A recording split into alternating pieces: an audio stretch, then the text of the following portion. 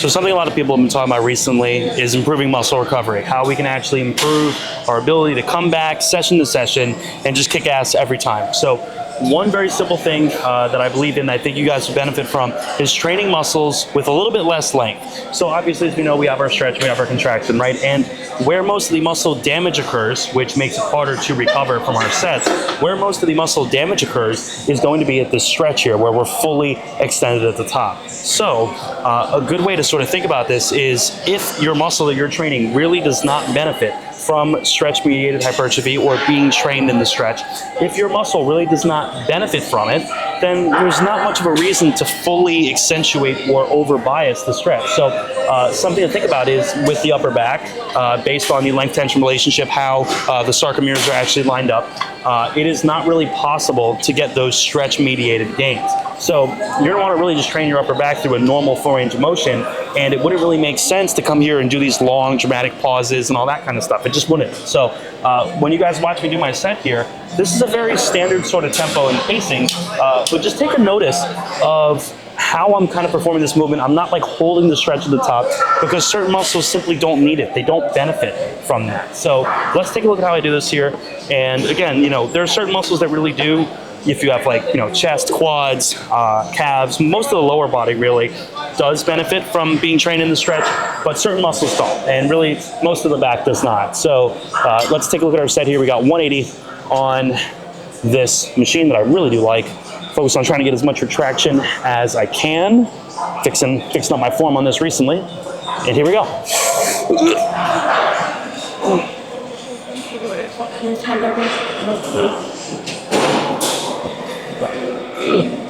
Like that.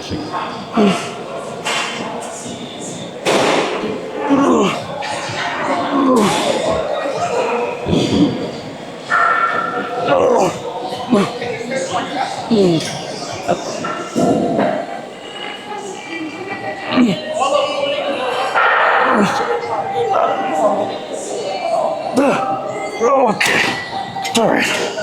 That's about 6, felt pretty good. All right, so a few more ways to improve recovery is to add an extra rest day and to modify the way you actually execute your sets in terms of reps in reserve. A few other things to think about. So if I'm doing an upper-lower split, something I might opt for is to do upper-lower, and then take a rest day. So 4 days on, 1 day off. If you feel like you're not able to recover from that, you could always go in and add an extra rest day in between. So you could do upper-lower rest, and that's a very common one, or upper-lower rest.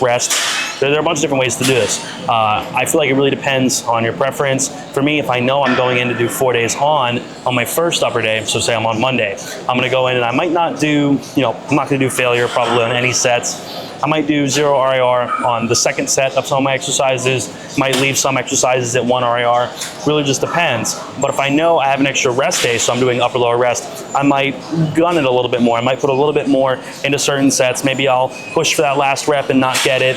There are certain scenarios where I will modify the number of sets I'm doing. So this is largely auto-regulation. I do also have a split guide down below in the description you guys can buy. It is only $9, and this is going to be the all-comprehensive way to create your own split. Has a couple sample splits in there. I spent days and weeks on this. I think you guys will love it. And it is only $9 down below in the description. So if you want to build your own and kind of design your training like this, you could do that down below in the description for only $9. But yeah, we're gonna get into our set of chest here. So, if I know that I'm gonna do another upper day in 48 hours, if today's Monday and I'm doing one on Wednesday, I might do 1 RIR. I might not do, just taking everything to 0 reps in reserve with partials. I mean, I pretty much never do that anymore because there's no point, but I really would train this to maybe 1 or 2 reps in reserve. So let's fill it out.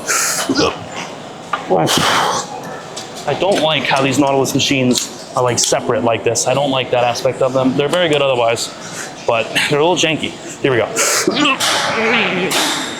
Okay, that was pretty heavy. What's that, 180? All right, let's do 200.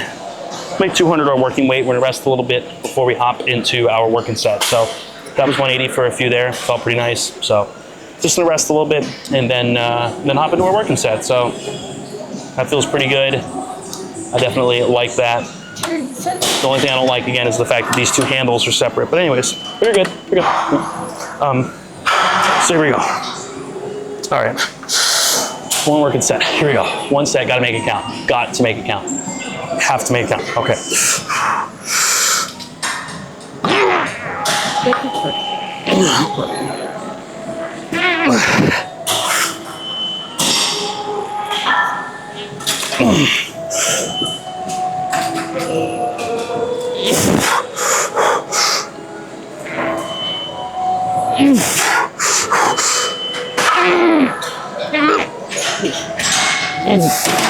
All right, that was 6. Felt pretty damn good. So hopefully that was useful to you guys. Again, let me know what questions you have down below in the comments, but I really do hope you guys are able to make better decisions with your programming and recover better.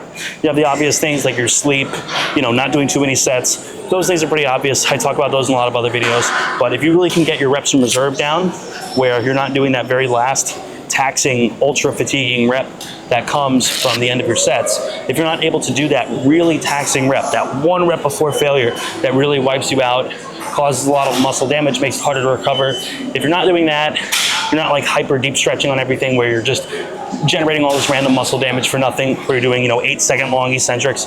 It's pointless, stupid. It's just not, there's no mechanism for why that would be better than just doing a regular negative on a rep. All right, so the last things I want you guys to sort of think about here is your perception of effort. This is something that can definitely affect the way you guys train and the way you recover before your next session. So perception of effort is actually your central nervous system pretty much reading your body during your lift and saying, hey, this is costing me a certain amount of psychological drive. It's costing me a certain amount of effort to actually lift this weight and get this rep done.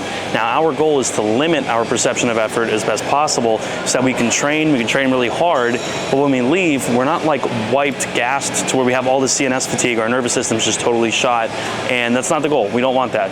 It's going to make training in the future days just worse. It's just a bad thing to do overall.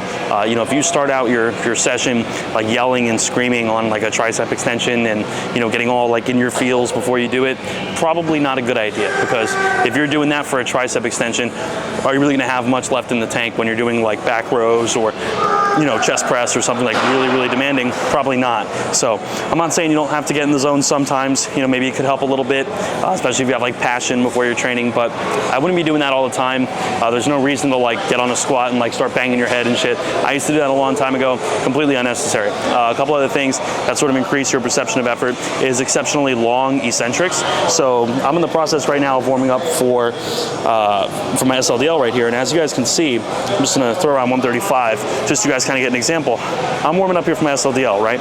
And I'm not gonna like do ridiculously slow eccentrics to where I'm getting this like giant pump and stretch and whatever, because that would just make this 135 feel a lot harder than it actually needs to. We want our lifts to feel as easy as possible. We don't want them to feel as hard as possible, and we get most of our growth on the concentric anyway, not the eccentric. So the eccentric is just creating a lot more muscle damage, making it harder to recover from. So best thing I hope you guys can kind of take away is that your sets, as best possible, you really should be trying to make them feel as easy as possible. Move the weight point A to point B. Do not over exaggerate the concentric or eccentric. Keep a nice control, a good pace the whole time, and that's pretty much it. We don't want to make things more complicated or more mentally grueling than they need to be, because you're not going to perform as well. So those are just a few things that should make recovery for you guys a lot easier, and I hope you guys found this useful. Coaching link down below in the description. I'll see you guys soon.